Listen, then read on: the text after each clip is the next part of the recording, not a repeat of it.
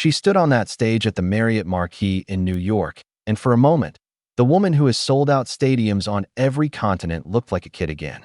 Taylor Swift had just become the youngest woman ever inducted into the Songwriters Hall of Fame.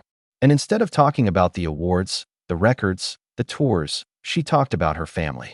She talked about Pennsylvania, about the house they left behind, about a mom, a dad, and a brother who packed up their entire lives and moved to Nashville so a teenage girl could chase a dream that had no guarantees attached to it. Her voice caught. 23 years into a career that has rewritten what's even possible in music, and the thing that broke her composure wasn't the fame. It was the memory of what her family gave up for her to get there. She said songwriting had always been the easy part. Everything else, the industry battles, the criticism, the loss of privacy, the noise of being one of the most famous people alive, that was the hard part. But putting words to a feeling?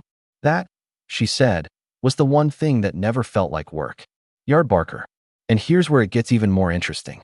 Years earlier, in the strange stillness of 2020, Taylor sat down with a man who understands fame on a level almost no one else on earth ever has, Paul McCartney. Two songwriters, two generations, one conversation that Rolling Stone would later call musicians on musicians. She told him that if the year had gone differently, they would have shared a stage at Glastonbury. Instead, they'd both ended up making albums in isolation.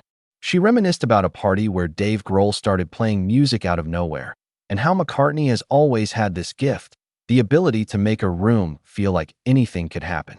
Rolling Stone. Paul, for his part, didn't lecture her, didn't try to explain fame to the woman living through her own Beatlemania. Just months before that Songwriters Hall of Fame night, McCartney was asked what advice he'd give Taylor Swift about handling the kind of stardom only a handful of people in history have ever touched. His answer was almost stunningly humble. He didn't think she needed any.